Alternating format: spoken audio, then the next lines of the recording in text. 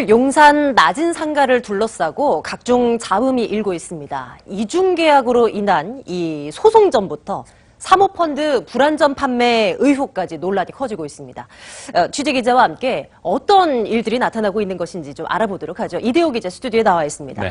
이 기자, 이 서울 용산 지역에 있는 낮은 상가 M&A 관련한 이슈를 가지고 오셨는데요. 네. 무슨 일이 일어나고 있는 겁니까, 이곳에? 이게 사실 용산 지역 부동산 투자라든지 그리고 또 사모펀드 투자에 관심을 가지는 분들도 좀 이해를 하시면 좋을 만한 내용인데요.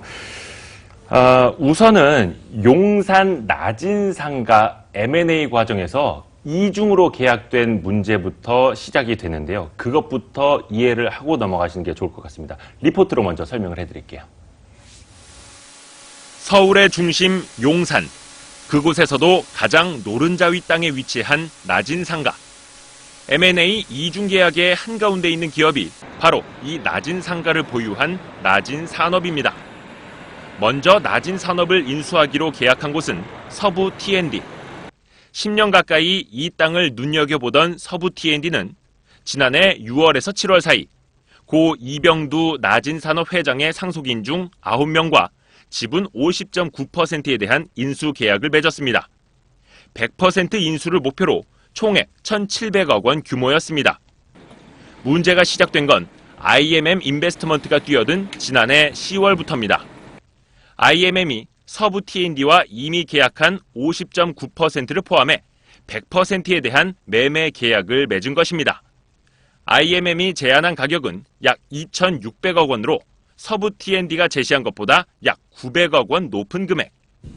낮은 산업 상속인들은 서부 T&D의 위약금을 물어주더라도 더 많은 돈을 받을 수 있는 IMM 측을 택한 것으로 알려졌습니다. 이런 이중 계약은 소송전으로 비화됐습니다.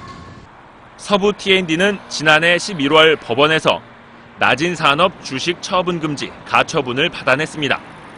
IMM과 상속인들 사이 매매 대금 가운데 600억 원에 대한 가압류도 걸었습니다. 서부 T&D는 계약을 포기하면 당장 위약금과 손해배상액 수백억 원을 받을 수 있는 것으로 알려졌습니다.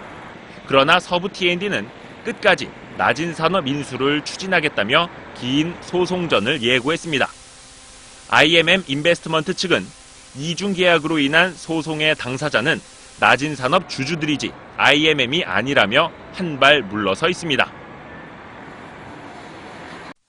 자, 보신 것처럼 이 낮은 산업을 둘러싼 이중계약 과정을 좀 리포트를 통해서 살펴봤습니다. 이번 이중계약이 특히나 문제가 되는 이유가 좀 어디에서 찾아볼 수 있겠습니까? 이게 먼 사례가 아니라 가까이에서도 볼 수가 있는데요. 예를 들자면 아파트 매매할 때 네네. 내가 이제 집을 내놓기로 했고 먼저 집을 보러 온 사람과 계약을 했고 계약금을 걸어놨는데 나중에 온 다른 사람이 내가 더 비싸게 사줄 테니까 계약금 2배를 물어주고서라도 어차피 남는 돈이니 나한테 더 비싸게 팔아라 하면 앞선 계약을 파기하는 경우가 종종 있거든요. 흔치는 않습니다만. 그런데 이번 계약은 그런 부동산 거래와는 좀 다른 특이점이 하나 있습니다.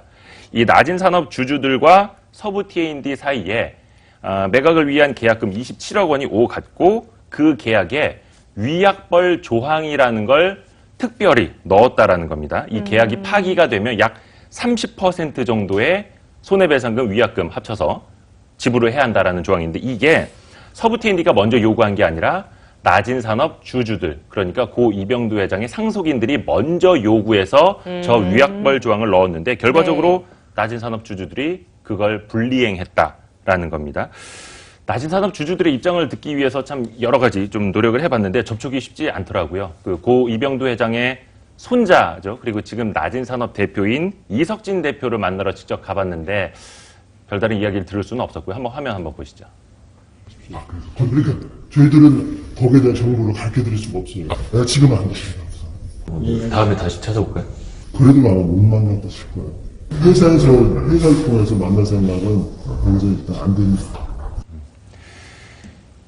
왜 이중계약을 했는지, 왜 이중계약을 했고, 왜 이런 매각을 했는지 정말 듣고 싶었는데, 그 주주들의 그 소송을 수임한 한 법무법인은 입장을 표명하는 데까지 좀 시간이 걸릴 것 같다. 이 정도로만 밝혀왔습니다. 또 다른 이해관계자의 입장도 궁금한데요. 예. 이중계약의 당사자죠. IMM 측의 입장은 어떻습니까? 자, IMM 인베스트먼트는 그 IMM 사모펀드로도 유명하고 그 사모펀드들을 이제 직접 투자를 해서 사모펀드를 구성하는 회사이기도 한데요. 소송의 당사자는 우리가 아니다. 서부 T&D와 나진산업 주주들 사이의 소송전이다라면서 한 발 물러서 있습니다. 사실 틀린 말은 아닙니다. 왜냐하면 IMM 측도 나진산업 주주들로부터 이중으로 계약을 당한 어찌 보면 하나의 상대방일 수도 있기 때문입니다. 예. 그런데 만약에 IMM 측이 이런 이중 계약을 먼저 종용했거나 회유했다면 이야기가 달라지게 됩니다. 그러니까 앞서 IMM 측이 그 계약한 금액이 서부 T&D가 제시한 것보다 900억 원 높다고 이야기를 했는데 네. 서부 T&D 측은 IMM이 나진산업 주주들을 먼저 회유한 것 아니냐. 이들에게 배임을 사실상 사주한 것 아니냐 이렇게 의심을 하고 있거든요. 나진산업 상속인들은 그 좀 가정사가 복잡해서 15명 정도가 되는데 다 뿔뿔이 흩어져 있고요. 또 상당수가 60대, 70대 이상의 고령층이라고 합니다. 그리고 이 서부 T&D라는 큰 투자 회사와 직접적으로 장기간 소송전을 벌여야 되는 건 IMM이 아니라 고령의 개개인들이기 때문인데요. 서부 T&D 측의 주장 한번 들어보시죠. IMM이 이중계약에 적극 가담했는지 여부는 좀 더 밝혀져야겠지만 오진 상사와 나진 산업의 주주들 간의 계약이 체결된 사실을 알면서도 이중계약을 체결한 것 자체가 문제라고 생각합니다. 또한 고령의 나진 산업 주주들과 선을 그어서 자기 책임이 마치 아닌 것처럼 말하는 것 자체가 그 투자회사의 심각한 도덕적 해이라고 생각합니다. 또 하나 문제로 불거지고 있는 것이 IMM 측이 잘못된 투자 정보를 제공하고 있다라는 부분인데 이거 무슨 얘기입니까? 자, 이제 여기에서부터는 부동산 문제에서 금융 투자 쪽 문제로 넘어오게 되는데요. IMM이 작성한 나진산업 투자 정보서를 입수했습니다. 한번 좀 보여드릴게요. 그중에 사모펀드 엑시트 시나리오를 좀 보실까요? 개발 콘셉트가 복합단지 개발을 통한 자산가치 극대화라고 돼 있고요. 예. 특히나 지구 단위 계획상 권장 용도가 주거 및 업무시설 등으로 돼 있다라는 표현이 있습니다. 그리고 서울시와 협의해서 주거시설, 즉 아파트 등을 개발할 수 있다라는 표현도 포함이 되어 있고요. 특히나 전형적인 주거 상업 포함 복합시설 건축 개발 가능함 이렇게 돼 있는데 사실과 달랐습니다.